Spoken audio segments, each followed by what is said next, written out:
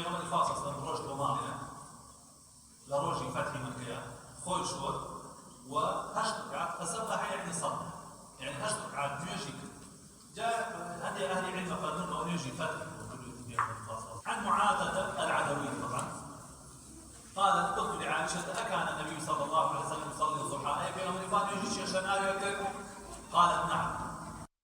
وبعدها ركعتين تدعي يجيني ورد ركعات وبعد المغرب ركعتين تدعي مغرب ركعات وبعد العشاء ركعتين تدعي عشاء ركعات أو لا دخلت بالخلطة أو لما دخلت الخلطة هل بغنجيبي يزبي أو نشر نخلي تدفن أو خلطة أو نبتا خلطه حتى حجيب خاطر بيزي له هل بغنجيبي بالقراءة فترة 43 قال فضل وصالح وفوق قال فبدأ شنو يوجد 30 نادي بمايا هذا صالح شيء كان رجع عليه الروايات لا تحديد لا وروى عليك فإن تعذبه فإنه عبادة وإن تغفر فإنك أنت العزيز الحكيم تابع رواية البخاري قال ما كان رسول الله صلى الله عليه وسلم لا يزيد في رمضان ولا في غيره على 11 ركعة فيبين هذه فاصلة لا رمضان ولا غير رمضان لا ينظر عن ذاتين يصلي 4 لا تسأل عن حسنهن وطولهن ركعتين وهما دون اللتين قبلهما أو شهما ثم أوتر ذلك 13 أو كديس عن ضرب ركعتين. بسم الله الرحمن الرحيم. امر بفضل منەتی خوای پەروەردگار لە شاری چەمچەماڵ و ئەکادیمیای بانگەواز هەستاین بە ڕێخستن و کردنەوەی خولێکی یەکڕۆژی لە چوارچەوەی پرۆژەی سەنەد کە ئەمە هەشتمین خولە بە فەزلی خوای کەینەوە بۆ بەخشینی سەنەد و خوێندنی کتێبی ئەشەمائیل المحەمەدیە صلی الله عليه وسلم کە باسی شێوە و ڕوخسار و هەڵسۆکەوتەکان و مامەڵە و صفاتە خولکەکانی پێغەمبەری خوا صلی الله عليه وسلم لەلایەن جەنابی مامۆستا محەممەد شیمەنی وترایەوە بە فەزلی خوا خوشکان و برایان بەشدار بوون لە 13 شار و شارۆچکەی جیاوازی دەوروبەری چەمچەماڵ و دوورتریشەوە خەڵکی تەشریفیان هێنابوو ژماری بەشداربووەکانمان الحەمدوللا 340 خوشک و بران ئەوەی کە ئەمڕۆ لێرە بەشداری کردووە بە فەزلی خوا دیارە پرۆژەی سەنەد پرۆژەی زیندوو ڕاگررتنی سەنەدێکێکە لەو پرۆژانی ئەکادیمیای بانگەواز لە سەرەتای دامەزراندنیەوە ئیشی لەسەر کردووە و ئێستاش الحەمدوللا ئەمە خولی هەشتەمەوەکو باسم کرد ئینشاءڵڵا خوای گەورە عومر بدا لە داهاتووشا پلانمان وایە کە چەندین کتێب و نامیکە و مەتنی تر لە شار و شارۆچکە جیاوازەکانی تر بکەینەوە چونکە یەکێک لەو تایبەتمەندیانی کە لەم پرۆژەیە ئێمە جێبەجێکن ئەوەیە کە سەردانی شارەکانەکەین لە هەولێر و سلێمانی و لە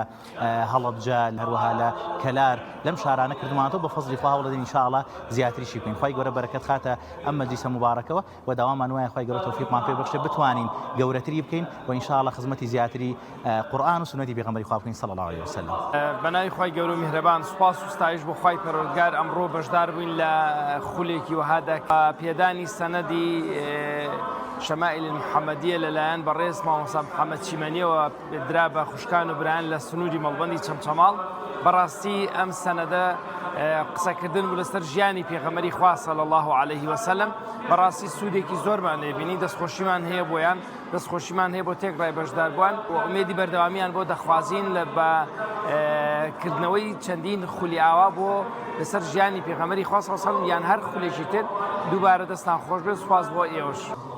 دەستخۆشی لە مامۆستا محەممەد دەکەم کە هەستا بەکردنەوەی ئەم خولە بەڕاستی جێ خۆیەتی و زۆر سپاسی دەکەم کە کارێکی زۆر نادر و شازی کردووە